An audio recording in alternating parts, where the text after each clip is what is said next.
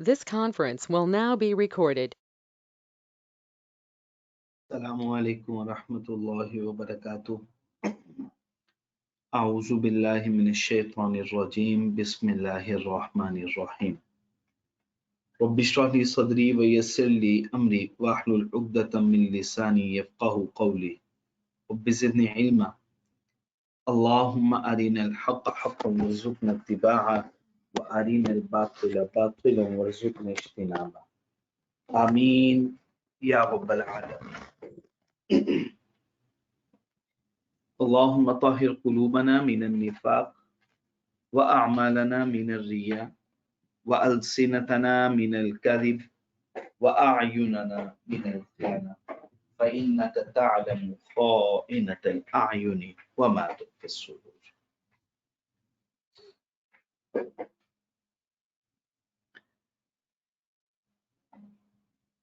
जी, आप सब लोग ठीक ठाक हैं? जी बच्चे, बिस्मिल्लाहिर रहमानिर रहीम।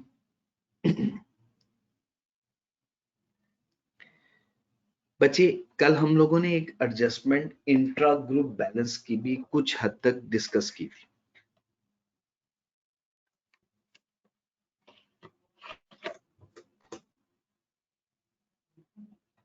एक मिनट, किसी बच्चे का मैसेज आया, मैं सिर्फ पढ़ लूं।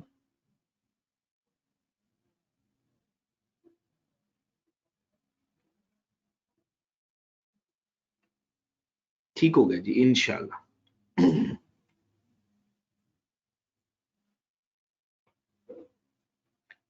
जी बच्चे, बच्चे कल हम लोग एक कॉन्सेप्ट डिस्कस कर रहे थे इंट्रा ग्रुप बैलेंस का। मैं कॉन्सेप्ट ये आप लोगों के साथ दोबारा से डिस्कस करूंगा और उसके बाद फिर हम एक डिटेल क्वेश्चन सॉल्व करेंगे और कुछ क्वेश्चंस मैं आपको होमवर्क में प्रोवाइड करूंगा सॉल्व करने के लिए। कल की भी एडजस्टमेंट्स और आज की भी एडजस्टमेंट, बहुत ज्यादा मैं बर्डन आपके ऊपर शिफ्ट नहीं करूंगा। सिर्फ आज जो कल हमने एक एडजस्टमेंट डिस्कस की थी उसी को ही थोड़ा सा इनहांस करूंगा। बच्चे, intra group balance,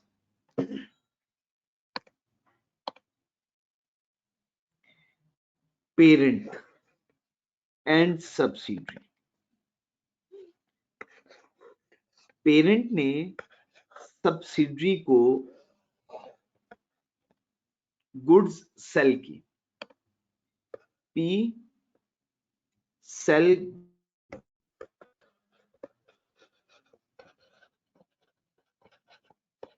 to subsidiary. Parent ने सब्सिडरी को चीजें बेची। अब पेरेंट क्या करती है? पेरेंट क्या एंट्री पोस्ट करेगी? पेरेंट एंट्री पोस्ट करेगी अकाउंट्स रिसीवेबल्स डेबिट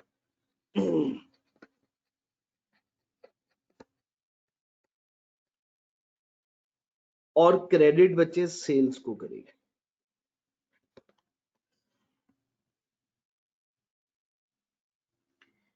इसका ये इफेक्ट तो स्टेटमेंट ऑफ फाइनेंशियल पोजीशन में रिफ्लेक्ट हो रहा होगा,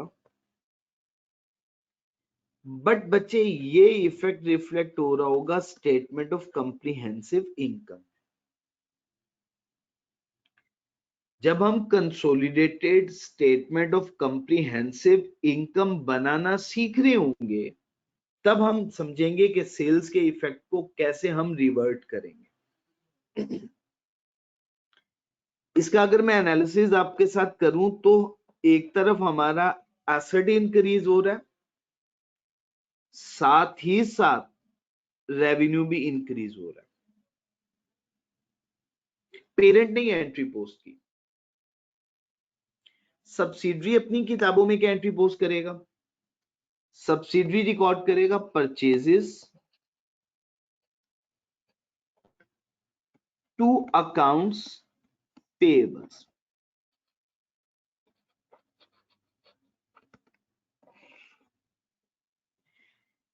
इसी तरह से बच्चे purchases statement of comprehensive income में रिकॉर्ड होगी और स्टेटमेंट ऑफ फाइनेंशियल पोजीशन में अकाउंट्स पेएबल्स रिफ्लेक्ट हो रही है।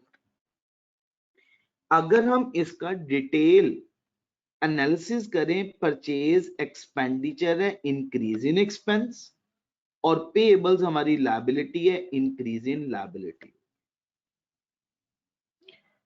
दोनों एंटिटीज, पेरेंट अपनी separate stand alone books of accounts में ये एंट्री रिकॉर्ड करेगा, इसी तरह से सब्सिडरी अपनी separate financial statements stand alone financial statement में ये एंट्री रिकॉर्ड करेगा।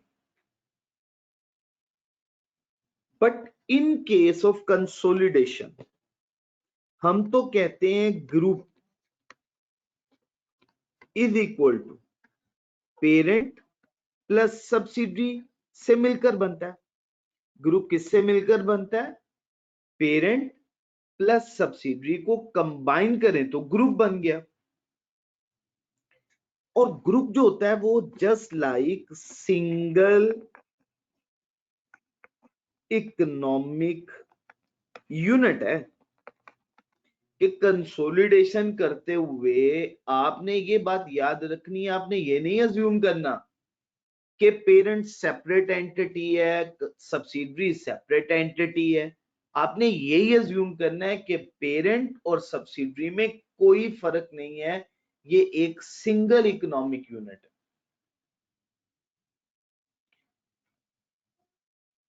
अब आप देखें, हमने ऊपर रिकॉर्डिंग में देखा कि पेरेंट ने तो अकाउंट्स रिसीवेबल रिकॉर्ड किया हुआ, उसने कहा है कि मैंने सब्सिडरी से पैसे लेने हैं, और सब्सिडरी ने अकाउंट्स पेबल रिकॉर्ड किया हुआ है, उसने कहा है कि मैंने पेरेंट को पैसे देने हैं। या नॉर्मली होता यह है कि ये पी का करंट अकाउंट ओपन कर देता है और पेरेंट की किताबों में सब्सिडरी का करंट अकाउंट ओपन होता है।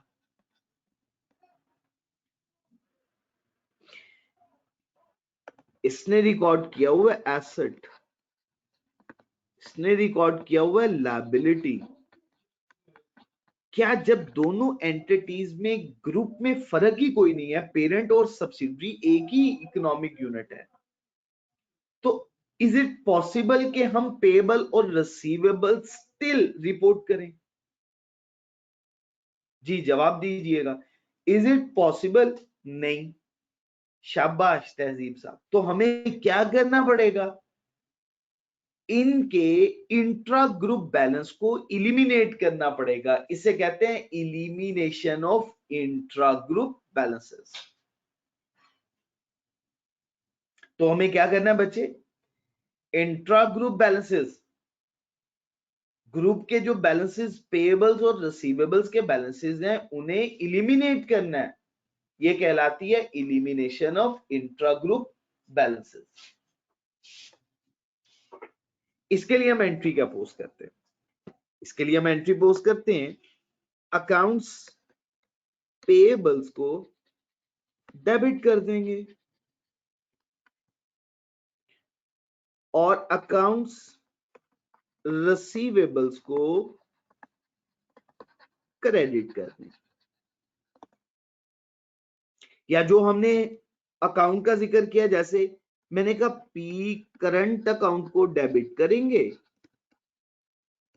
और सब्सिडरी के करंट अकाउंट को क्रेडिट कर देंगे। अब ये जरूरी नहीं है, अच्छा सिचुएशन चेंज हो जाएगी। कैसे? अगर सब्सिडरी पेरेंट को सेल कर रही हुई तो फिर सिचुएशन में क्या होगा? सब्सिडरी का करंट अकाउंट डेबिट हो रहा होगा और पेरेंट का करंट अकाउंट क्रेडिट हो रहा होगा। बात याद रखने की ये है कि पेएबल्स को आपने डेबिट करना है और रिसीवेबल को आपने क्रेडिट करना है, क्योंकि नॉर्मली पेएबल्स का बैलेंस क्रेडिट बैलेंस होता है, लायबिलिटी है ना,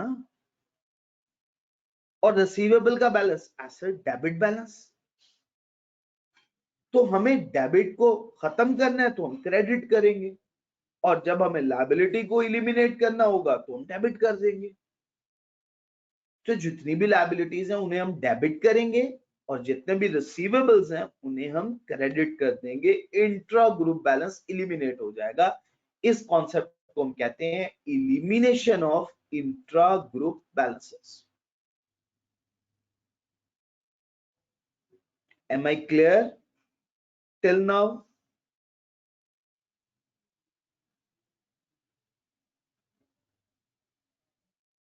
जी बच्चे, अल्हम्दुलिल्लाह आप सब लोगों को ये बात मैं समझा पाया हूं। सर जी। अच्छा, अब अगला एक एग्जाम्पल से मैं एक बात और क्लियर करना चाह रहा हूं। इसी एग्जाम्पल को हम थोड़ा सा इनहांस कर लेते हैं, इसमें फिगर्स इंसर्ट कर लेते हैं।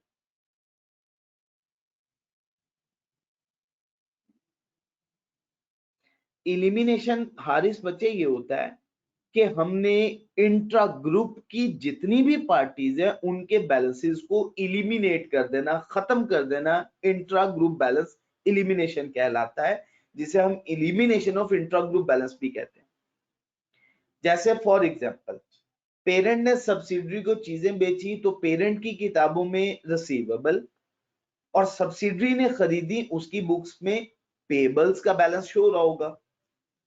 हम सब्सिडरी की बुक्स में पेबल्स को खत्म कर देंगे और पेरेंट की बुक्स में से रिसीवेबल्स को खत्म कर देंगे।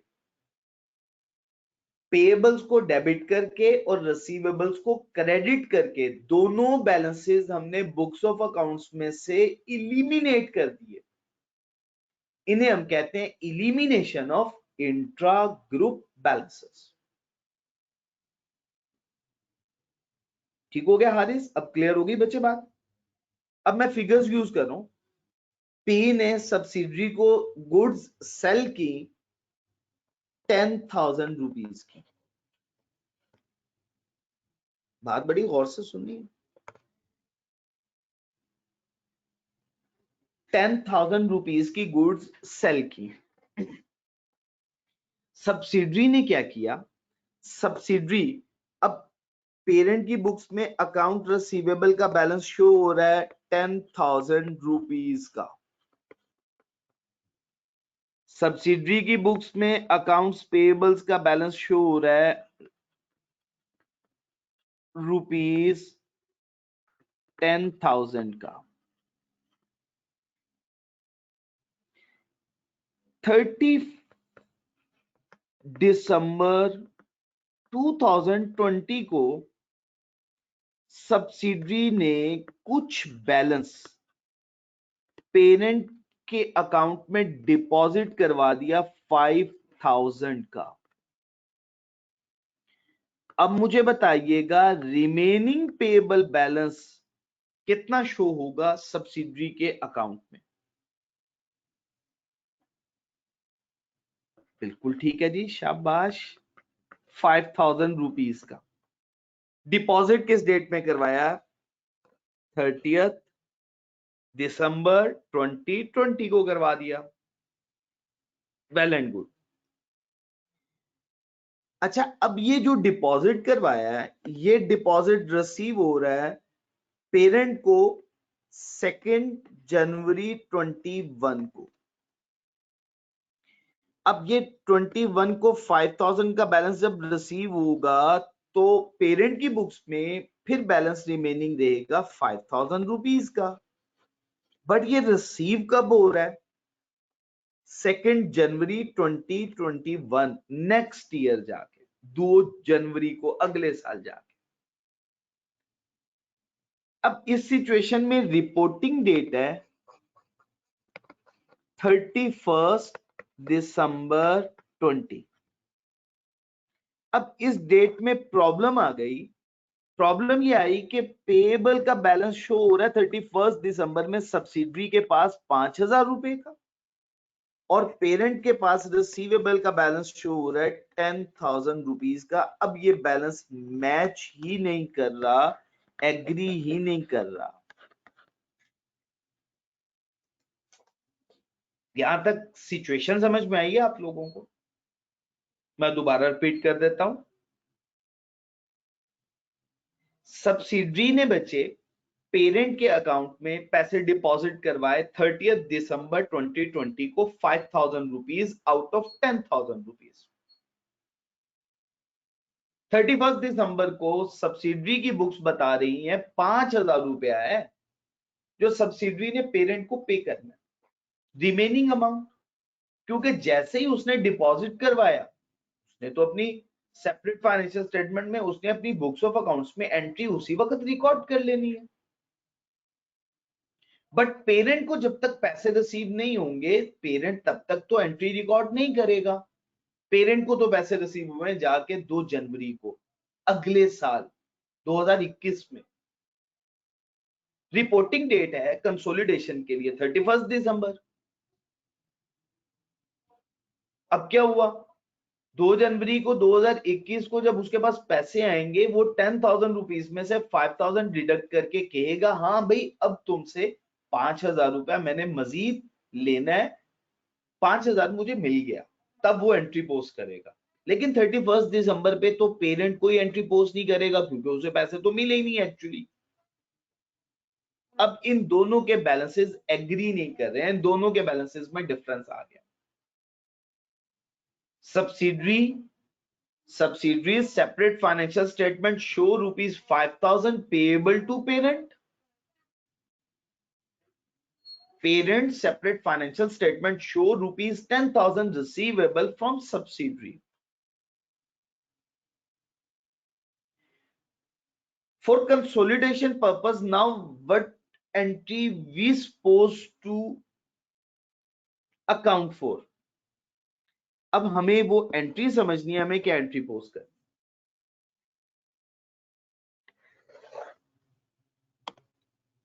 देखिए बच्चे, अकाउंट्स पेएबल्स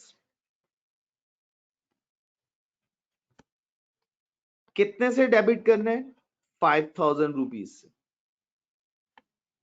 अकाउंट्स रिसीवेबल्स कितने से क्रेडिट करना है, हमें कितने से क्रेडिट करना है, मैं आप लोगों को वेट कर रहा हूं जी, शाबाश। 10,000 10,000 से। कितने से क्रेडिट करना है, 10,000 से।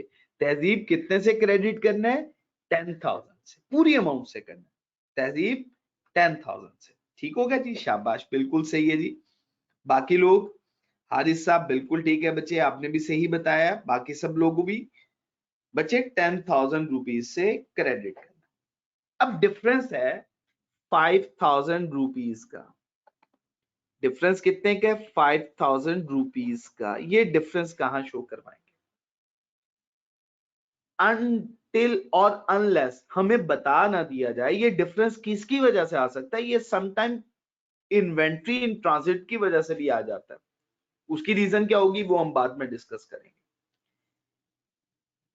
ये डिफरेंस हम कहां पे रिपोर्ट करेंगे, कैश इन ट्रांजिट में शो करवाएंगे, क्योंकि कैश तो पे कर दिया है ना सब्सिडी ने, अभी पेरेंट को रिसीव नहीं हुआ, तो इसका मतलब कैश किसमें, इन ट्रांजिट है। क्लियर हो गया, तो हम ये एंट्री पोस्ट करेंगे।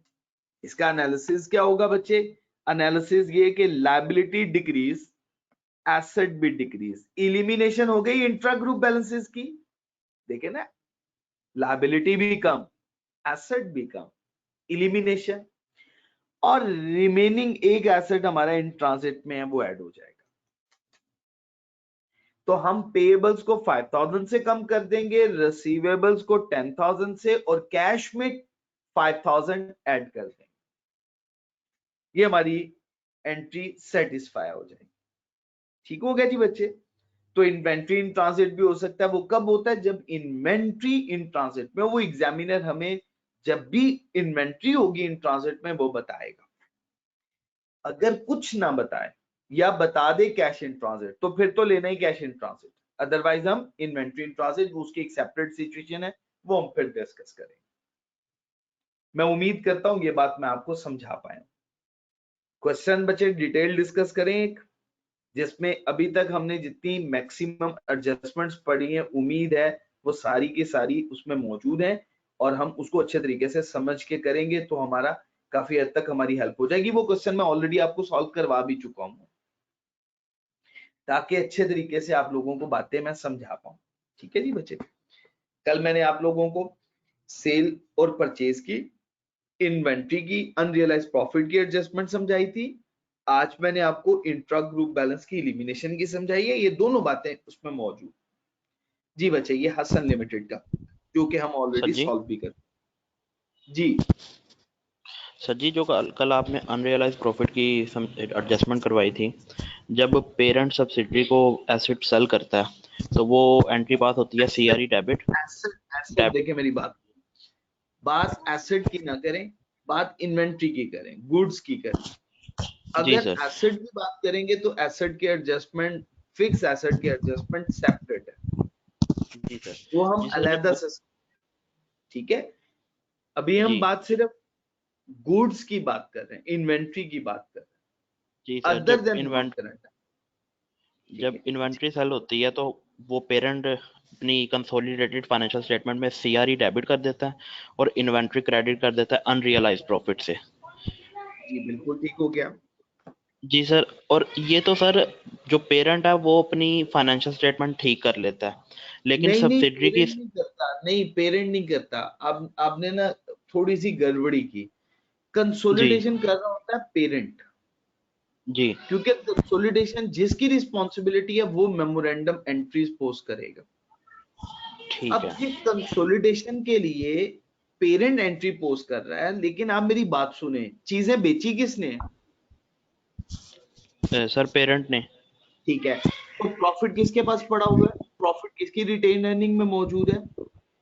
पेरेंट की। पेरेंट की। पेरेंट से कहा पेरेंट अपनी किताबें कम करो, तुमने प्रॉफिट ज्यादा शो किया हुआ है, उसने प्रॉफिट कम कर लिया, वेल एंड गुड। जी इन्वेंट्री सर। बताएं किसके पास पड़ी हुई है? पेरेंट ने जब गुड्स सेल किए, किसके पास है गुड्स? सर वो सब्सिडरी के पास। सब्सिडरी के पास। अब सब्सिडरी से क्या कहा जाएगा? तुमने जो इन्वेंट्री रिकॉर्ड की हुई है वो ओवर वैल्यूड है, जी उसकी वैल्यू कम करो। कम करो। वो कम ठीक कर है। लेगा। तो एक एस्पेक्ट किसका है? पेरेंट का। दूसरा एस्पेक्ट किसका है? सब्सिडरी का। तो ये सबसे कंसोलिडेटेड एंट्री है, दोनों की बुक सेटिस्फाई हो जाएगी। ठीक। ठीक है। जी बच्चे, कोई मसला नहीं बचे। बिस्मिल्लाहिर्रहमानिर्रहीम। हसन लिमिटेड 1 अप्रैल 2014, कौन सी डेट? Acquisition date. तवज्जो करनी है आप लोगों ने, बड़ा इंपॉर्टेंट क्वेश्चन है एक्विजिशन डेट। साथ साथ साथ साथ जहां पे आपको प्रॉब्लम हो, समझना आए, आप लोग मेरे से सवाल पूछिएगा, लेकिन आप लोग मेरे साथ अपना इंटरेक्शन बनाए रखें। ठीक है ना, इंटरेक्शन बनाए रखेंगे तो आप लोगों के लिए आसानी रहेगी और आप लोग मेरी बात को समझते जाएंगे, नहीं तो मैं आपको सही तरीके से समझा नहीं पाऊंगा।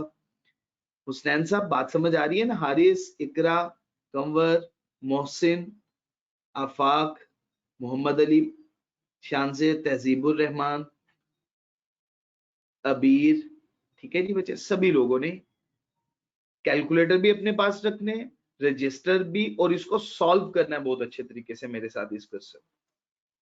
यकम अप्रैल 2014 को हसन लिमिटेड ने 90% क्या बचे? Control.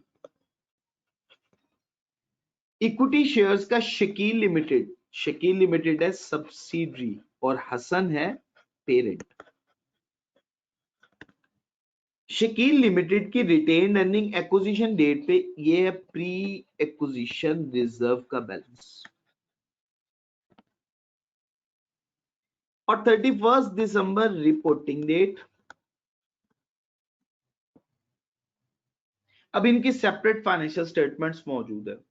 Property plant and equipment line items add करेंगे, इंटेंजिबल लाइन आइटम्स ऐड करेंगे, investment equity in Shakeel limited net assets of subsidiary के अगेंस्ट इसको इलिमिनेट करेंगे, investment others line items add करेंगे, current asset line items add करेंगे, अगर adjustment हुई तो एडजस्ट करके, ट्रेड रिसीवेबल लाइन आइटम्स इसे भी ऐड करेंगे। अब जरा तवज्जो कीजिएगा, शकील लिमिटेड का current account 75, intra group balance eliminate करना है हमें इसे, और कैश लाइन आइटम्स ऐड करेंगे। इक्विटी शेयर कैपिटल पेरेंट का रिपोर्ट करेंगे, शेयर प्रीमियम पेरेंट का, रिटेन अर्निंग सीआरई और एनसीआई का अकाउंट बनेगा बच्चे। Government grant line items add करेंगे, Hasan limited current account, trade payable, sorry सबसे पहली figure trade payables line items add करेंगे, हसन लिमिटेड करंट अकाउंट, अब जरा तवज्जो कीजिएगा, पहले है Shakeel limited current account, Hasan limited की बुक्स में रिसीवेबल है और शकील लिमिटेड की किताबों में पेएबल है 60 से। क्या ये बैलेंस एग्री कर रहा है? 60 और 75 इलिमिनेशन करनी है हमने इसकी, नहीं कर रहा। 75 और 60 के दरमियान का डिफरेंस कितना बना? 15 का। क्या करेंगे? 60 से पेएबल्स डेबिट्स, 15 से कैश इन ट्रांजिट और रिसीवेबल क्रेडिट करेंगे 75 से, इक्वेशन पूरी हो जाएगी। ठीक हो गया जी, इलिमिनेशन हो जाएगी, बिल्कुल ठीक हो। Income tax payable intra group balance add करेंगे और बैंक ओवरड्राफ्ट। अब एडिशनल इंफॉर्मेशन पढ़ते हैं। Included in Shakeel Limited property at the date of acquisition, leasehold property है। Depreciated historical cost 400,000 पे रिकॉर्ड हुई है, ये इसकी कैरिंग अमाउंट है। डायरेक्टर हसन लिमिटेड का ख्याल ये है, ओपिनियन ये है कि इसकी जो फेयर वैल्यू है ना वो है 280,000। तो फेयर वैल्यू लॉस कितना बन गया यहीं पे लिख देता हूं, 280,000 माइनस कर देंगे 400,000, तो हमारे पास लॉस 120,000 का आ गया। अच्छा, एक्विजिशन डेट पे इसकी रिमेनिंग यूजफुल लाइफ क्या है? 10 इयर्स। तो इसकी डेप्रीसिएशन की जो फिगर बनेगी, एक्सेस डेप्रीसिएशन की, वो कैलकुलेट करनी है 120,000। इसको डिवाइड करना है हमने 10 से, मल्टीप्लाई, शाबाश, 1 ईयर है तो 1 से मल्टीप्लाई कर देंगे, ये 12 फिगर। जी बच्चे मुझे बताइएगा कोई कंफ्यूजन, बात समझा पाया हूं? ठीक हो गया जी बच्चे। सेकंड वन, सॉफ्टवेयर है शकील लिमिटेड का रिप्रेजेंट करता है depreciated cost of the development of integrated business accounting package. ये तो एक इंफॉर्मेशन है। ये कंप्लीट हुआ 2.4 मिलियन में और अवेलेबल फॉर यूज है 1 अप्रैल 2013 में। शकील लिमिटेड के डायरेक्टर इसको डेप्रिशिएट कर रहे हैं स्ट्रेट लाइन बेसिस पे 8 इयर्स को बेस बनाते हुए और हर साल 300,000 की डेप्रिसिएशन चार्ज कर रहे हैं। जबकि हसन लिमिटेड के डायरेक्टर्स का ख्याल है कि 8 इयर्स की बजाय 5 ईयर बेस ज्यादा मुनासिब है, क्योंकि इस किस्म के सॉफ्टवेयर रेयरली 5 इयर्स से ज्यादा बेनिफिट प्रोवाइड नहीं करते। रेयरली हो गया 5 इयर्स से ज्यादा बेनिफिट मिले, तो हम पेरेंट की पॉलिसी को अडॉप्ट करते हुए इसको रीएडजस्ट करेंगे। अच्छा, अब ये एडजस्टमेंट्स हैं। Inventory of Hasan limited, Hasan limited की इन्वेंट्री 31 मार्च, उसमें शामिल है वो गुड्स जो 25,000 रुपए, ट्रांसफर प्राइस का मतलब होता है सेल प्राइस, जितने में उसने खरीदी, और बेची किसने? शकील लिमिटेड में। सेलर कौन है जी? शकील लिमिटेड। तो मुझे बताइएगा सीआरई में एडजस्टमेंट है या पोस्ट एक्विजिशन रिजर्व में एडजस्टमेंट है? Post acquisition reserve. शाबाश। अच्छा देखें, दो बातें। पहली बात, सेलर कौन है ये हमें पता चल गई। दूसरी बात, अनसोल्ड स्टॉक कितना है वो भी बता दिया। इन्वेंट्री में मौजूद है तो इसका मतलब अनसोल्ड स्टॉक ही हुआ ना। अगर इन्वेंट्री पड़ी हुई है तो बिका नहीं है, और अगर इन्वेंट्री नहीं पड़ी होती तो बिक गया होता, रियलाइज हो चुका हुआ होता। Third one, marked them up, markup है ये, मार्क देम अप, तो मार्कअप हुआ ना। तो बताइएगा, खुद भी मेंशन कर रहा है, देखें 25% ऑन कॉस्ट, क्लियर भी कर गया ये। थर्ड वन बच्चे, हमें प्रॉफिट की इंफॉर्मेशन मिल गई, तीनों इंफॉर्मेशन मिल गई। क्या ये एडजस्टमेंट सॉल्व हो सकती है अब हमसे? जरा अनरियलाइज प्रॉफिट की वर्किंग तो करके दे मुझे, कितनी फिगर बनती है अनरियलाइज प्रॉफिट ऑन इन्वेंट्री? जल्दी से कैलकुलेट। 20,000। शाबाश। 20,000 20,000 नहीं बन रही, 5,000 बनेगी मेरा। 5,000 बन 20,000 रही तो है। उसकी कॉस्ट बन जाएगी ना आफाक। देखिए 25,000 कॉस्ट 20,000। ठीक है कॉस्ट, हमने अनरियलाइज प्रॉफिट कैलकुलेट किया था, इस ये वर्ड लिखा हुआ था। टोटल है ये 125, इसको मल्टीप्लाई कर देना है 25 से, तो ये फिगर कैलकुलेट हुई 5000 की। ये अनरियलाइज प्रॉफिट। ये भी बच्चे बात क्लियर हो गई। इसकी एंट्री क्या पोस्ट होगी? इसकी एंट्री पोस्ट होगी पोस्ट एक्विजिशन रिजर्व्स, या बच्चे हम ये भी लिख सकते हैं सीआरई डेबिट, एनसीआई डेबिट, और क्रेडिट किसे कर देंगे बच्चे? क्रेडिट करेंगे इन्वेंट्री को। ये एडजस्टमेंट। अच्छा बच्चे, अब नेक्स्ट देखिए, ये इंफॉर्मेशन अगर हमें ना भी देता तो हमें ये पहले भी इंफॉर्मेशन पता थी।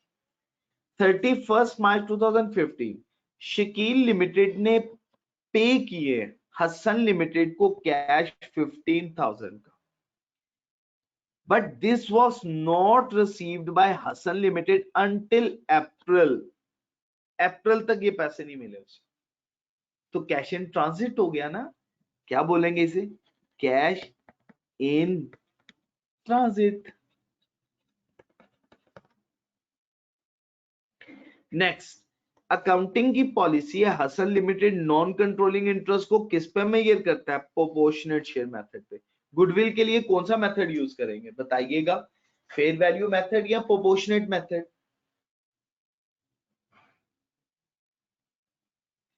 शाबाश। Impairment as 31st March 2015 consolidated goodwill concluded that it should be written down by rupees 120,000। बताइएगा ये किसकी फिगर मेंशन करके गया? एक नए तरीके से बता के गया। किसकी इंफॉर्मेशन दी है? Sir impairment loss. Impairment loss की। बिल्कुल ठीक हो गया, शाबाश। इम्पेयरमेंट लॉस है गुडविल की। रिक्वायरमेंट क्या है? Consolidated statement of financial position बनानी है हसन लिमिटेड की 31 मार्च 2015। जी बच्चे स्टार्ट कर दें इस क्वेश्चन को सॉल्व करना।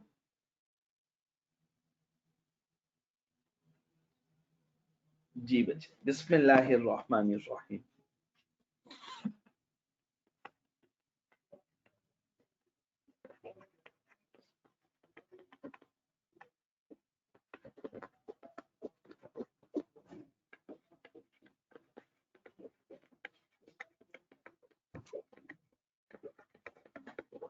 consolidated statement of financial position। एक स्पेसिफिक डेट है, तो एज 31 मार्च 2015। और बच्चे फिगर डिनोमिनेशन क्या है? Rupees in thousands.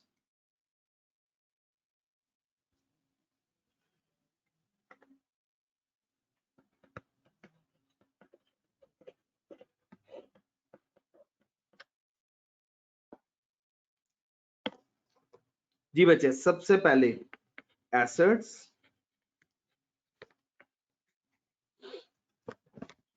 एसेट्स में बच्चे non current assets,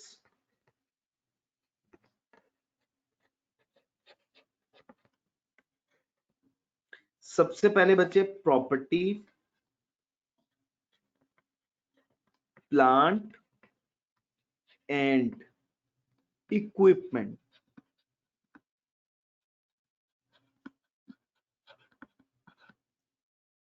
property, plant and equipment की फिगर मेंशन करते हैं 2120 1990।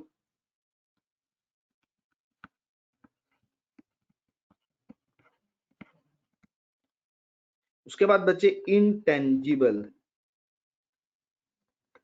एसेट 1800। उसके बाद बच्चे गुडविल, गुडविल की वर्किंग नंबर, यूजुअली हम कौन सी वर्किंग कर रहे हैं? इसकी वर्किंग नंबर 2 कर रहे हैं इसकी। अच्छा, गुडविल के बाद बच्चे अदर इन्वेस्टमेंट्स,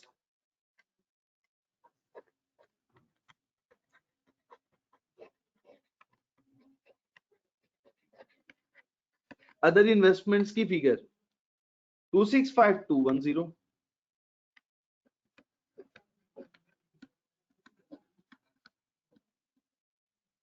इसके बाद बच्चे करंट एसेट्स, एक एक लाइन छोड़ के आपने लिखना है। करंट एसेट्स, करंट एसेट में बच्चे सबसे पहले इन्वेंट्री, ट्रेड रिसीवेबल्स,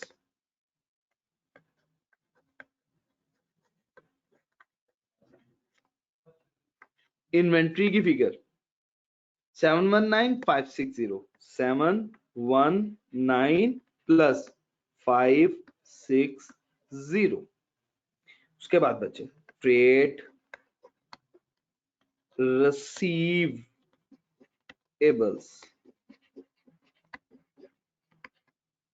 अच्छा, ट्रेड रिसीवेबल्स की फिगर बच्चे 524328, 524 प्लस 328।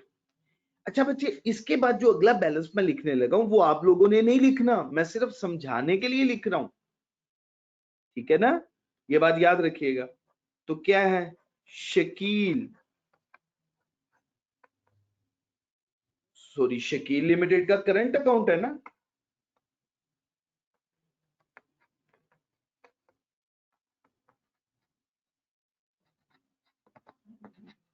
जी बच्चे। उसके बाद लास्ट में बच्चे कैश, कैश है बच्चे 20, और शकील का करंट अकाउंट का बैलेंस बचे 75। अच्छा बच्चे, ये हमने लिख लिया। इसके बाद बच्चे लास्ट में बच्चे टोटल एसेट्स, टोटल एसेट्स के बाद बच्चे इक्विटी एंड लायबिलिटीज,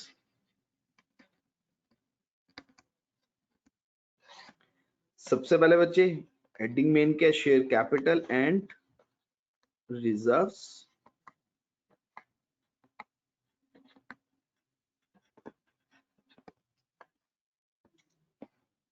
सबसे पहले बच्चे share capital, share capital just किसका रिपोर्ट होना है, पेरेंट का। पेरेंट के शेयर कैपिटल की फिगर क्या है जी बच्चे 2000, बिल्कुल ठीक है जी, शाबाश।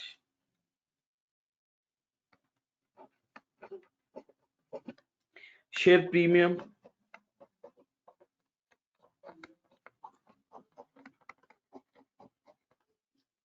उसकी भी फिगर बच्चे 2000। उसके बाद बच्चे कंसोलिडेटेड रिटेन्ड अर्निंग्स,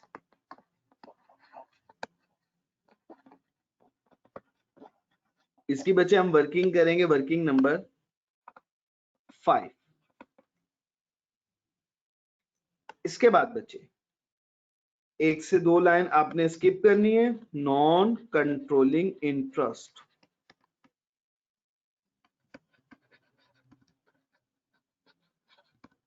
इसकी बच्चे वर्किंग, वर्किंग नंबर 3। इसके बाद बच्चे non current liabilities,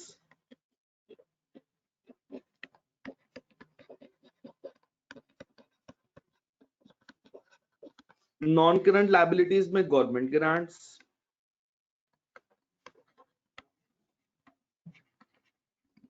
government grants की फिगर बच्चे 230, 200।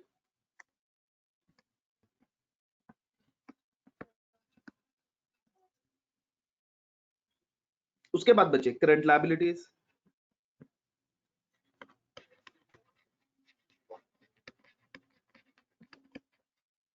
सबसे पहले बच्चे ट्रेड एंड अदर पेबल्स,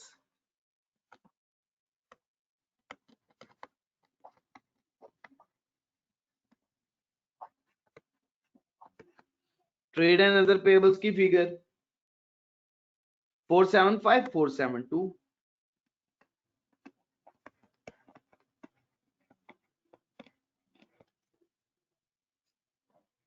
उसके बाद बच्चे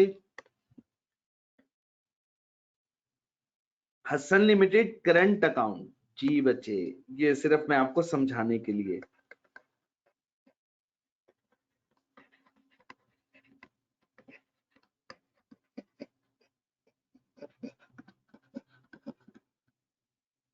इसकी फिगर बच्चे 60। ठीक हो गया जी बच्चे। नेक्स्ट, इनकम टैक्स पेएबल और ऑपरेटिंग ओवरड्राफ्ट।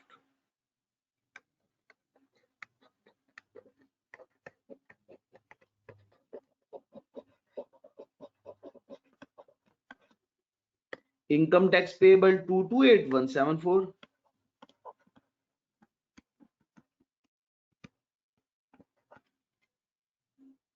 और लास्ट वन पे बचे बैंक ओवरड्राफ्ट।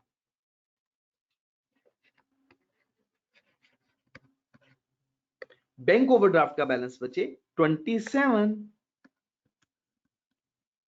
और लास्ट वन पे बचे टोटल इक्विटी एंड लायबिलिटीज।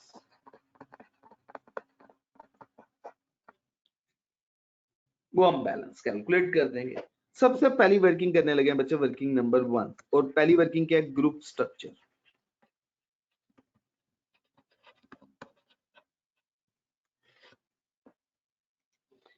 बच्चे सब्सिडरी का नेम क्या है? शकील लिमिटेड और हसन लिमिटेड। कितने परसेंट कंट्रोल एक्वायर किया है? 90%। तो एनसीआई कितने परसेंट हुआ? 10%। एक्विजिशन डेट क्या है? 1 अप्रैल 2014, और रिपोर्टिंग डेट क्या है बच्चे? रिपोर्टिंग डेट है 31 मार्च 2015। कितने पीरियड किया बच्चे? 1 ईयर। अच्छा बच्चे, वर्किंग नंबर 2। वर्किंग नंबर 2 में सबसे पहले बच्चे कॉस्ट ऑफ कंट्रोल का अकाउंट, और साथ ही साथ वर्किंग नंबर 3 एनसीआई का अकाउंट हम बना लेते हैं। ठीक है जी बच्चे। अच्छा, कॉस्ट ऑफ कंट्रोल का सबसे पहले कॉस्ट ऑफ इन्वेस्टमेंट। क्या फिगर है कॉस्ट ऑफ इन्वेस्टमेंट की? क्वेश्चन में गिवन है कॉस्ट ऑफ इन्वेस्टमेंट की फिगर, बताइएगा बच्चे मुझे। कॉस्ट ऑफ इन्वेस्टमेंट की फिगर 4110। शाबाश, बिल्कुल ठीक है जी, 4110। अच्छा बच्चे, सब्सिडरी शेयर कैपिटल। सब्सिडरी के शेयर कैपिटल की फिगर 1500 है। सब्सिडरी का शेयर कैपिटल 90% ग्रुप के पास है, तो 1500 का 90% 1350। अच्छा, एनसीआई के पास कितना बैलेंस है? सब्सिडरी का शेयर कैपिटल बताएं बच्चे। शाबाश, 150। टोटल 1500 बन गया। अच्छा, इसी तरह से सब्सिडरी का शेयर प्रीमियम, उसका कितना बैलेंस गिवन है? 500 है उसका बैलेंस। ये देखें 500, 90% ग्रुप के पास है, तो सीओसी में 90%। कितनी फिगर? 450। अच्छा बच्चे, सब्सिडरी का शेयर प्रीमियम 500 का बच्चे 10%, 50 एनसीआई में रिपोर्ट कर दिया। अच्छा, अब हमें प्री एक्विजिशन रिजर्व्स की वर्किंग और पोस्ट की वर्किंग करनी है, तो हम रिजर्व्स की वर्किंग करते हैं। सबसे पहले रिजर्व्स प्री और पोस्ट। देखिए, प्री एक्विजिशन रिजर्व्स की फिगर तो क्वेश्चन में गिवन है। कितनी है प्री एक्विजिशन रिजर्व्स की फिगर? हमने लिखा भी हुआ है, हाईलाइट भी किया हुआ है, 2200। प्री एक्विजिशन रिजर्व्स की फिगर है 2200। अच्छा, अब हमें पोस्ट कंप्यूट करने हैं, तो सब्सिडरी में टोटल रिजर्व्स की फिगर है 1955। इसमें से प्री थे 2200 के। शाबाश, डिफरेंस 245 का लॉस है जी बच्चे।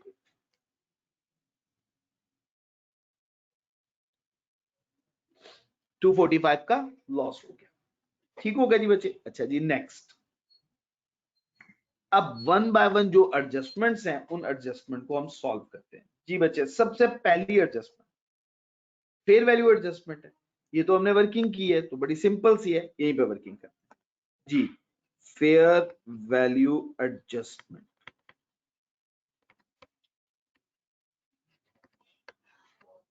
ये lease hold property. Lease hold property के लिए 280,000 इसमें से माइनस करना है, बल्कि हम रुपीज इन थाउजेंड्स में डाटा ले रहे हैं तो माइनस करना है 400,000। बच्चे बताएं फिगर कितनी बनी? 120,000 का लॉस आ गया है बच्चे, फेयर वैल्यू लॉस। अब बच्चे इसकी डेप्रिसिएशन, दोनों को इकट्ठा इनकॉर्पोरेट कर लेंगे। फिर 120 रिमेनिंग लाइफ 10 इयर्स। मैंने एडजस्टमेंट चेंज की हुई है, प्रीवियस क्वेश्चन में ये एडजस्टमेंट नहीं थी, ऐसे नहीं थी, चेंज की हुई थी, और ये फिगर बच्चे 12 बन गए। ठीक हो गया जी बच्चे, तो इसका इफेक्ट पोस्ट में चला गया। तो अब आपने दोनों एंट्रीज मुझे इनकॉर्पोरेट करवानी है। दूसरा इफेक्ट इसका एसेट में प्रॉपर्टी प्लांट एंड इक्विपमेंट में होगा। पहली एंट्री क्या है? प्री एक्विजिशन रिजर्व्स डेबिट और एसेट क्रेडिट। कितने से बच्चे? 120 से। समझ आ गई? एसेट हमने 120 से डिक्रीज कर दिया, कैरिंग अमाउंट 400 है, फेयर वैल्यू 280 है, एसेट ज्यादा अमाउंट से शो हो रहा है, 120 से एसेट कम कर दिया। अब जब आपने एसेट 400 रुपए से 280 पे रिपोर्ट कर दिया तो अब डेप्रिसिएशन की अमाउंट भी कम होगी, लेकिन आप तो ज्यादा लेते जा रहे हो डेप्रिसिएशन, तो उसको भी हमें क्या करना है? रिवर्स करना है। तो बच्चे क्या फिगर 12 ऐड हो जाएगा। शाबाश। तो डेप्रिसिएशन की एंट्री पोस्ट की, asset debit, post acquisition reserve credit. ये एंट्री हो गई इनकॉर्पोरेट दोनों एंट्रीज। गलती नहीं करनी, साथ साथ एंट्रीज पूरी पूरी कीजिएगा ताकि आपका बैलेंस एग्री करता जाए। अब बच्चे हम इनटेंजिबल एसेट के एडजस्टमेंट सॉल्व करने लगे।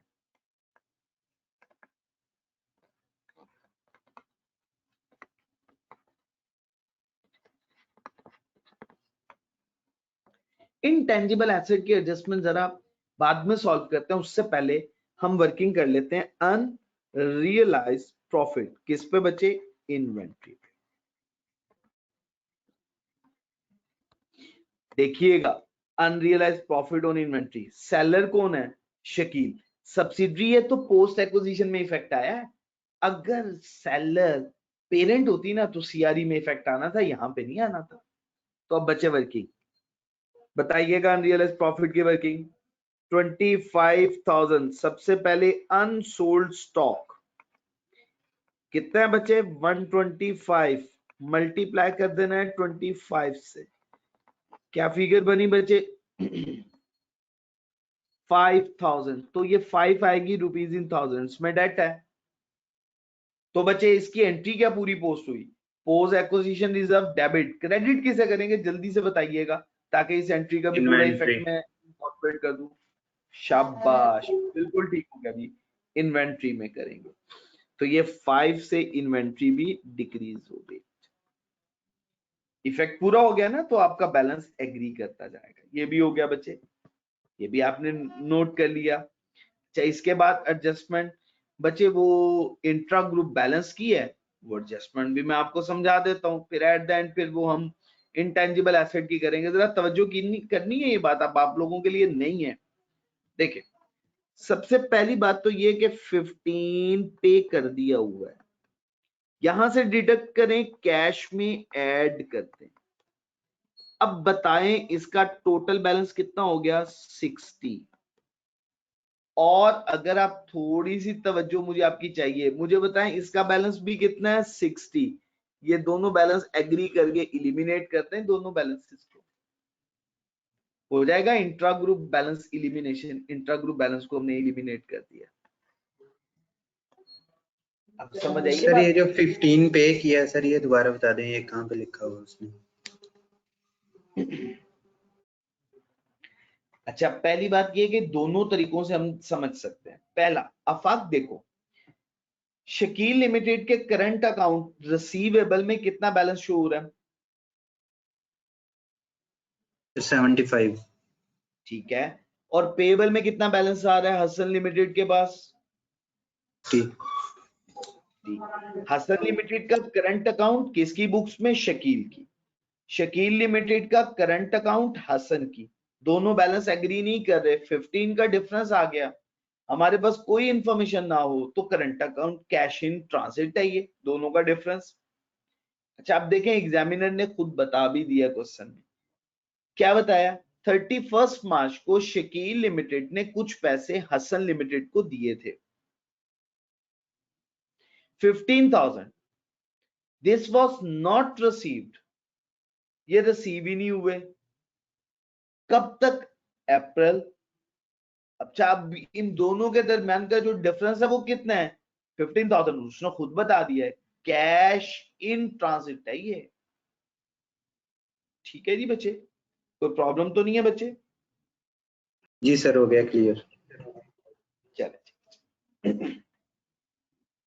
तो हमने ये बच्चे एडजस्टमेंट इस तरह से इनकॉर्पोरेट की समझी।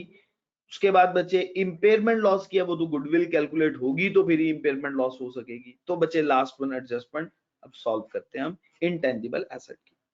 अच्छा उसके लिए मुझे थोड़ी सी स्पेस,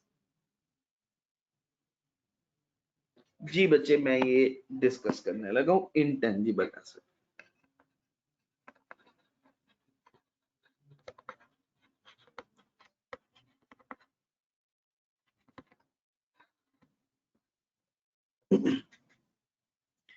यकम अप्रैल 2013 में एसेट तैयार किया है शकील ने 2400 का सॉफ्टवेयर।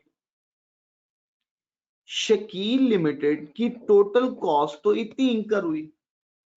शकील लिमिटेड की पॉलिसी है वो डेप्रिसिएशन 8 इयर्स पे कैलकुलेट कर रहा है और क्वेश्चन में गिवन है कि 300,000 डेप्रिसिएशन की अमाउंट बन रही है हर साल। तो उसकी कैरिंग अमाउंट कंप्यूट की 31, सॉरी ये अप्रैल है, मेरे से गलती हो गई है, ये अप्रैल 31 मार्च 2014, या हम इसे ये भी कह सकते हैं 1 अप्रैल 2014। तो कैरिंग अमाउंट कितनी बन गई, इसकी कैरिंग अमाउंट बन गई बच्चे 2100।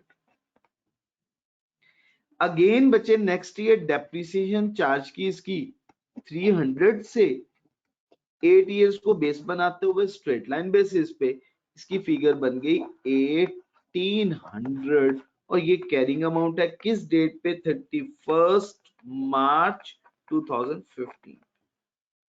ये क्वेश्चन में गिवन है सारी की सारी इंफॉर्मेशन। देखिएगा सॉफ्टवेयर शकील लिमिटेड का, ये तो पहली इंफॉर्मेशन है, इट वाज कंप्लीटेड 2400,000 का, किस डेट पे, 1 अप्रैल 2013। शकील लिमिटेड के डायरेक्टर इसे डेप्रिशिएट कर रहे हैं स्ट्रेट लाइन बेसिस पे 8 इयर्स को बेस बनाते हुए और फिगर बन रही है 300,000। आप कैलकुलेट करके देख लें 2400,000 को अगर हम डिवाइड करें 8 से तो पर एनम इसकी डेप्रिसिएशन 300,000 बनती है। तो इसको फॉलो करते हुए देखिए मैंने वर्किंग की तो मेरा बैलेंस भी 1800 बना। ये तो गिवन थी इंफॉर्मेशन, कंप्यूटेशन हुई है। प्रॉब्लम क्या है, पेरेंट के डायरेक्टर्स का ख्याल ये है कि ये 5 ईयर यूजफुल लाइफ होनी चाहिए, 8 इयर्स नहीं।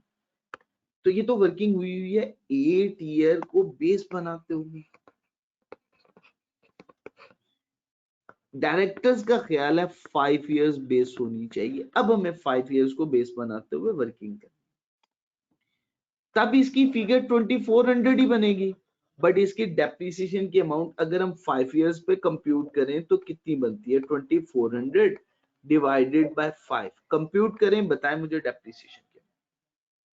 शाबाश 480, डिफरेंस लीजिएगा, क्या फिगर बनी, 1920। बिल्कुल ठीक हो गया। स्ट्रेट लाइन बैलेंस मेथड है ना, अगेन डेप्रिसिएशन नेक्स्ट ईयर भी 480 बनेगी। अब बताएं इसकी फिगर क्या बन गई बच्चे, 1440। सही हो गया जी बच्चे। अच्छा अब तवज्जो करनी, डेप्रिसिएशन चार्ज कितनी की है, ये चार्ज है डेप्रिसिएशन, ये है 2B चार्ज। इतनी चार्ज होनी चाहिए थी, एक्चुअली हुई कितनी है, इतनी। कम हुई है, कितने से डेप्रिसिएशन फर्दर इंक्रीज कर दो? 180 से। अच्छा, अब अगेन 480 की चार्ज हुई है, 300 से चार्ज, सॉरी 300 से चार्ज हुई है, 480 से चार्ज होनी चाहिए थी, कितने से फर्दर चार्ज कर दो? 180 से। अब हमें ख्याल ये रखना है, क्या ये सारी की सारी चार्ज एक ही जगह पे होगी या डिफरेंट पीरियड्स में होगी, ये जरा ख्याल रखना। हमने कहा है कि ये अमाउंट, ये डेट देखिएगा 1 अप्रैल 2014, ये तो डेट है हमारी एक्विजिशन डेट। एक्विजिशन डेट तक का जितना भी बैलेंस है वो तो चार्ज होता है प्री एक्विजिशन रिजर्व्स को, और एक्विजिशन डेट के बाद का जितना भी डिफरेंस है, जैसे 1 अप्रैल से 31 दिसंबर 2000, सॉरी 31 मार्च 2015 तक, ये चार्ज होना है बच्चे पोस्ट को, पोस्ट एक्विजिशन रिजर्व्स को। तो हमें क्या करना है? इसकी बाइफरकेशन करनी है। बिल्कुल ठीक हो गया जी। टोटल डिफरेंस तो 360 का चार्ज करना है, बट 180 से प्री, 180 से पोस्ट। तो हम क्या करेंगे बच्चे? इस एडजस्टमेंट को इनकॉर्पोरेट करते हैं। इंटेंजिबल एसेट की हमने डेप्रिसिएशन लेनी है 180 प्री, 180 पोस्ट। पूरी एंट्री क्या होगी? प्री एक्विजिशन 180 से डेबिट, पोस्ट एक्विजिशन 180 से डेबिट, और इंटेंजिबल एसेट क्रेडिट करने हैं कितने से? 360 से। पूरी एंट्री इनकॉर्पोरेट हो गई। 180 से प्री डेबिट, 180 से पोस्ट डेबिट, और एसेट कितने से क्रेडिट कर दिए? 360 से। ठीक हो गया जी बच्चे, ये भी एडजस्टमेंट हमारी इनकॉर्पोरेट हो गई बच्चे। अब हमने ये टोटल कर लिया, अब आपने at the end figure compute करनी है, कितनी प्री एक्विजिशन रिजर्व की और कितनी पोस्ट की फिगर बन रही है। तो कंप्यूट करें। सबसे पहले 2200 में से 120 लेस करना है और 180 लेस करना है, ये टोटल 300 बनता है, 1900 लेस। सर 1900,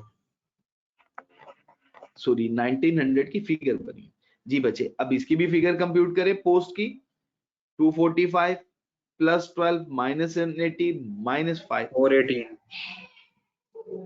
मुझे 413 भी बता रहा है कोई बच्चा, 418 भी आ रहा है मैसेज, चेक कर सर वो लीजिएगा। 5 है जो वो माइनस है ना? जी माइनस किया होगा। जी सर, इस वजह से 418 ही आएगा, उसने शायद 5 नहीं माइनस किया होगा, मतलब ऐड नहीं किया होगा। ठीक हो गया जी बच्चे। अच्छा बच्चे, कॉस्ट ऑफ कंट्रोल और सीआरई 90% और एनसीआई। जी बच्चे 1900 का 90% कंप्यूट करें, कितनी फिगर बन रही है? 1710। और ये फिगर बच्चे एनसीआई में 190। 190। ठीक हो गया। अच्छा बच्चे, इसकी एनसीआई की फिगर 41.8।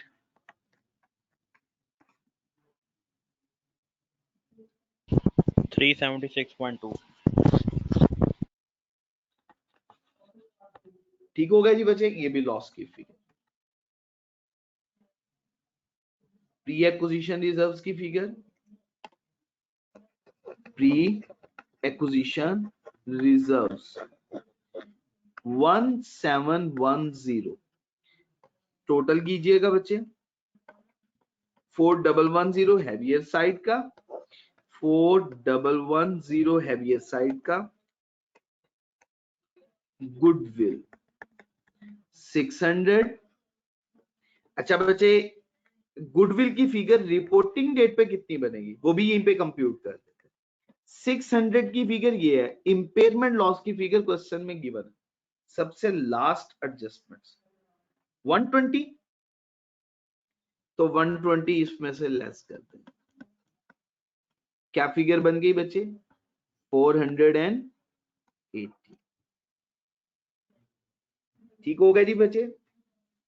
जी नेक्स्ट, बच्चे इसकी एंट्री भी मैं भी पोस्ट करके आपको बताता हूँ। प्री एक्विजिशन रिजर्व, इसकी फिगर बच्चे 190। अब बच्चे हम सीआरई का अकाउंट बना रहे हैं, सीआरई की वर्किंग हमने करनी है, वर्किंग नंबर 5, ये हमारी वर्किंग नंबर 6 कहलाएगी और ये वर्किंग है हमारी वर्किंग नंबर 5। सीआरई का अकाउंट बच्चे Hasan retain earning balance, Hasan limited की रिटेन अर्निंग का टोटल बैलेंस कितना है बच्चे? 2900।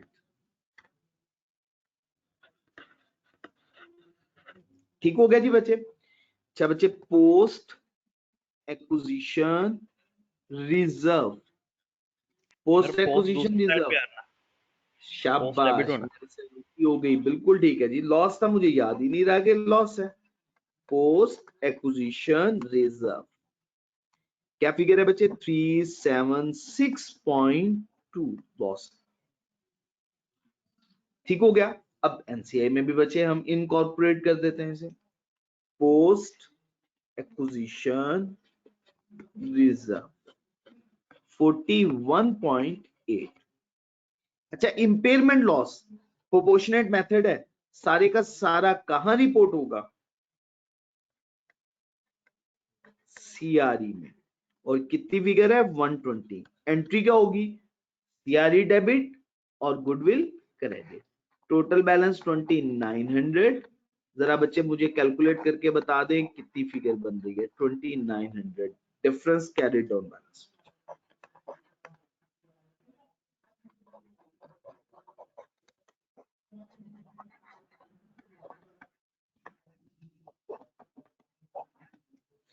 अच्छा बच्चे, इसी तरह से एनसीआई का बैलेंस भी कंप्यूट करके बताइएगा बच्चे। 348.2।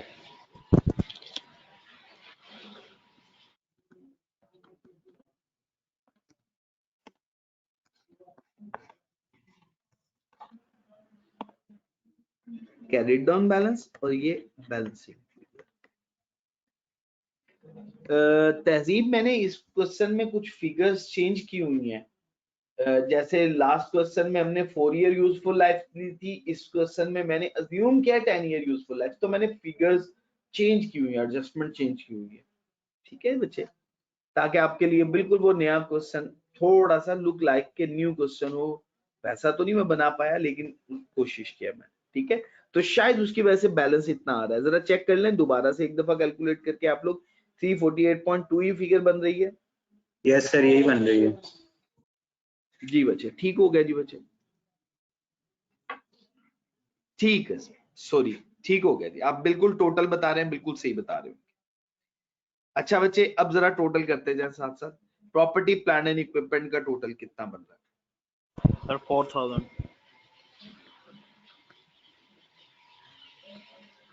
Intangible asset 1440। गुडविल की फिगर 480। सर। ये 4002 बन रहा है सर।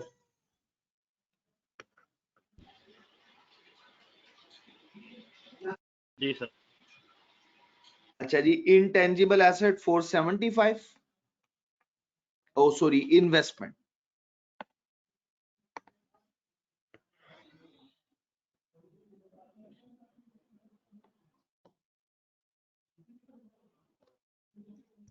टोटल बताइएगा नॉन करंट एसेट का।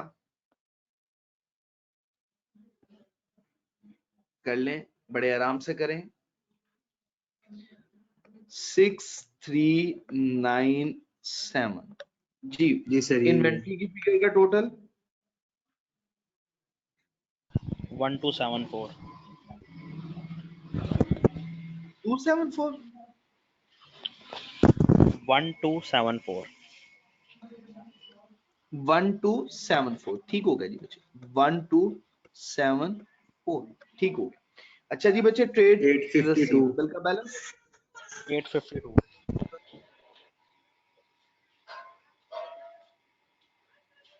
जी बच्चे, लास्ट वन ये 35 कैश का बैलेंस। इसका भी बच्चे इसी तरह से टोटल कीजिएगा। 2161 2161 जी बच्चे। टोटल एसेट्स 8558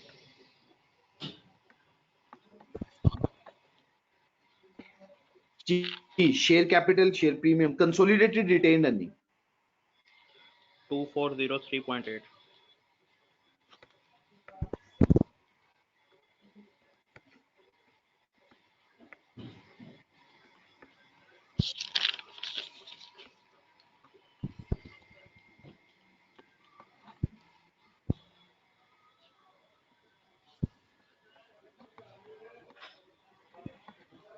कैलकुलेट कीजिएगा। यही बैलेंस बन रहा है, मैंने ये खुद से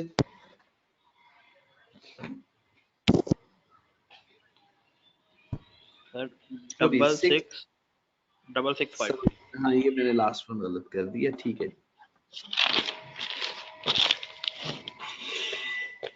6652 yes sir.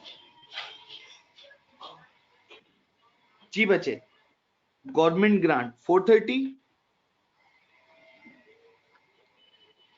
Trade and other payables 947 income tax payable 402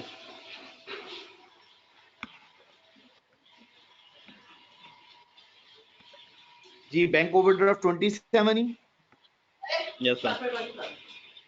जी बच्चे। इसका अब हम टोटल कर लेते हैं। 1376 1376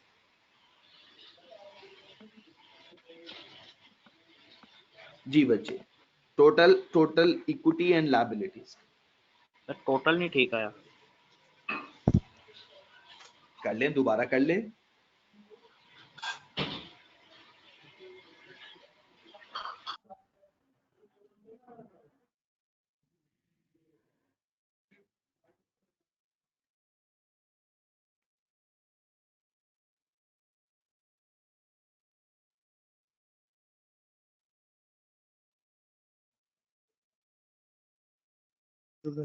गलत हुआ है, ये 6652 नहीं है, 6752 है।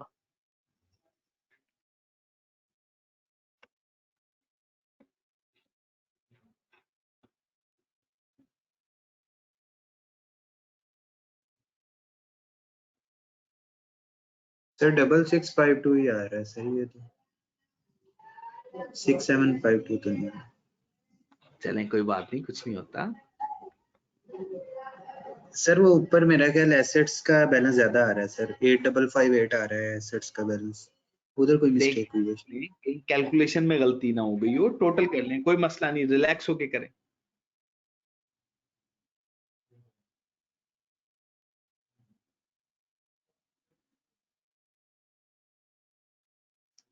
जितना भी बैलेंस बन रहा है बता दें, इसका क्या बैलेंस बन रहा है?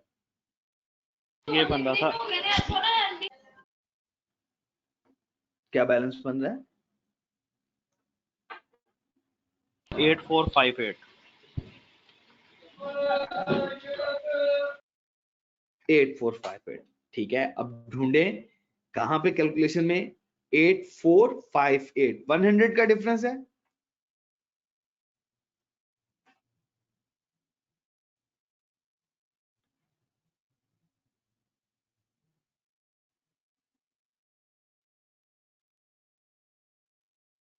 कहीं टोटल करते हुए कहीं 100 ज्यादा इनकॉर्पोरेट हो गया हुआ है। देख लें कहां पे ये मिस्टेक हुई है।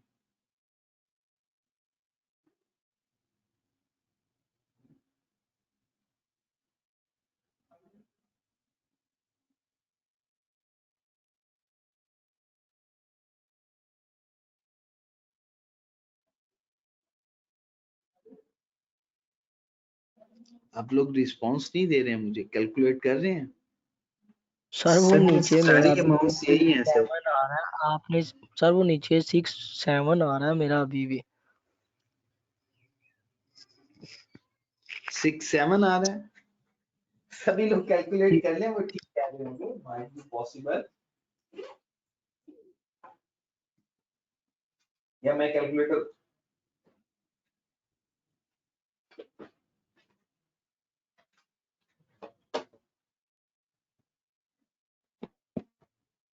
एनसीआई का बैलेंस बच्चे कह रहे हैं कि सही नहीं लिखा हुआ। ठीक है जी, एनसीआई 348.2 है जी।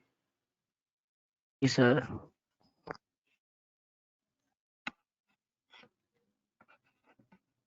जी इसीलिए सर, यही 37 डिफरेंस है। मैं रजिस्टर से दे के कैलकुलेशन कर रहा था।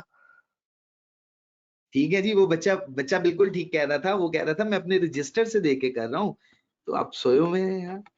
चले कोई बात कुछ सर हम आपके बोर्ड से देख के कर रहे थे। नहीं। नहीं कोई बात नहीं, सही है, कोई मसला नहीं, हो जाता है। मैं कोशिश किया करूंगा कि खुद से भी कैलकुलेटर अपने पास रखूं, कैलकुलेट किया करूं, हो जाती है सम टाइम मिस्टेक, कोई प्रॉब्लम नहीं। अच्छा बच्चे, क्वेश्चन समझ में आया? बड़ा डिटेल क्वेश्चन है। अभी तक हमने जितने भी एडजस्टमेंट्स सॉल्व किए हैं वो सारी की सारी एडजस्टमेंट हमने आज इस क्वेश्चन में देख ली। ठीक है जी, तो ये हमने अभी तक क्या डिस्कस कर लिया है? गुडविल कैसे कंप्यूट की जाती है, प्रोपोर्शनेट मेथड की खूब प्रैक्टिस की, इम्पेयरमेंट लॉस की भी। इसी के साथ साथ बच्चे हमने फेयर वैल्यू एडजस्टमेंट भी बहुत अच्छे से तरीके से देख ली। Asset existed at reporting date और asset does not exist at reporting date, उसको भी सॉल्व किया। नेक्स्ट बच्चे, intra group sale and purchase, statement of financial position में उसका क्या इफेक्ट होगा, अनरियलाइज्ड प्रॉफिट ऑन इन्वेंट्री। उसके बाद इंट्रा ग्रुप बैलेंस की इलिमिनेशन, ये कॉन्सेप्ट हम डिस्कस कर चुके हैं। कल मैं इंशाल्लाह एक क्वेश्चन आपको सॉल्व करवाऊंगा, फेयर वैल्यू मेथड से गुडविल कैसे कंप्यूट होती है, और उसके साथ अगर हमें वक्त मिला तो फिर हम फर्दर जितनी भी एडजस्टमेंट रह गई उनमें से किसी एडजस्टमेंट को इंशाल्लाह डिस्कस करेंगे। जी बच्चे, मैंने असाइनमेंट देखें, ये असाइनमेंट नंबर 4 है। ये असाइनमेंट अभी आप लोगों के साथ अभी कुछ ही टाइम में आपके साथ शेयर करनी है। ये क्वेश्चंस आप लोगों ने खुद से प्रैक्टिस करने हैं। इसमें इन्वेंट्री के एडजस्टमेंट्स हैं ये है, और difference on current account balance is due to cash in transit, जो मैंने भी समझाया है, सारी की सारी एडजस्टमेंट इसमें मौजूद है। और ये हसन लिमिटेड का क्वेश्चन जो मैंने आपको क्लास में सॉल्व करवा दिया है, ये क्वेश्चन भी इसमें मौजूद है। ठीक हो गया जी बच्चे, तो इसमें 4 क्वेश्चंस मौजूद हैं। आप लोगों से हम्बल रिक्वेस्ट है, जो होमवर्क मैं आप लोगों से शेयर किया करूं, आप लोग सॉल्व करके लाजमी उसका फीडबैक मुझे जरूर दिया करें बच्चे। ठीक है जी बच्चे, सॉल्व लाजमी क्या करें, ये अब आपकी रिस्पॉन्सिबिलिटी है। अगर आप प्रैक्टिस नहीं करेंगे, जैसे क्लास में फिजिकल क्लासेस हो रही होती हैं तो मैं होमवर्क चेक कर लेता हूँ, लेकिन इस सिचुएशन में तो मैं उस तरह से नहीं कर पाता हूँ। आप गूगल क्लास आईडी में काइंडली सभी लोग अपलोड कीजिएगा। मैं कल चेक जरूर करूंगा और आपको बताऊंगा किस किस बच्चे ने होमवर्क अपलोड किया हुआ था और किसने नहीं किया हुआ। ठीक है, तो बच्चे आज हम क्लास को यहीं पे कंप्लीट करते हैं। आप लोगों सर ने ये ये गूगल क्लास आईडी वाला दोबारा बता दें सर, मैंने लेट ज्वाइन की थी क्लास। मैं बच्चे ग्रुप में शेयर कर दूंगा। इस टाइम मेरे पास पेज नहीं है, उस पे आईडी लिखा हुआ ओके है, अगर सर। किसी बच्चे के पास हुआ तो वो ग्रुप में शेयर कर दीजिएगा काइंडली।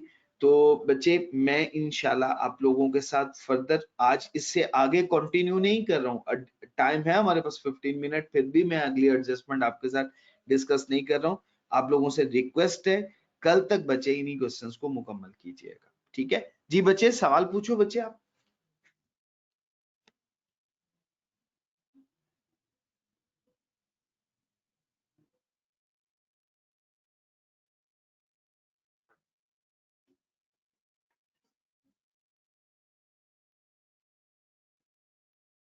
एक बच्चे का मैसेज आया कि एक सवाल है। जी बच्चे पूछे।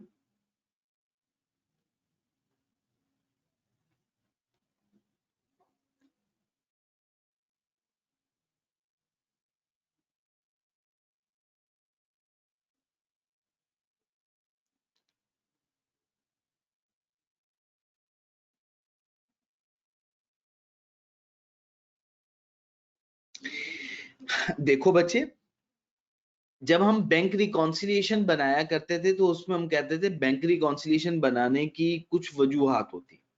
उसमें एक वजह हमने ये भी डिस्कस की थी, टाइमिंग डिफरेंस। टाइमिंग डिफरेंस ये होता है कि आप, ये बैंक की एरर नहीं है, इंफॉर्मेशन नहीं है। पेरेंट के बैंक के पास जब तक पैसे नहीं आएंगे, पेरेंट का बैंक पेरेंट के अकाउंट को क्रेडिट नहीं करेगा, नहीं बढ़ाएगा। हाँ, इसमें टाइमिंग डिफरेंस आ जाता है, वो क्लियरिंग टाइमिंग डिफरेंस होता है कि जैसे ही चेक डिपॉजिट करवा दिया सब्सिडरी ने पेरेंट के अकाउंट के लिए कि ये मेरे अकाउंट से पैसे आप पेरेंट के अकाउंट में ट्रांसफर करते हैं, उसमें अब क्लियरेंस का एक प्रोसेस होता है, उसमें टाइमिंग डिफरेंस आ जाता है।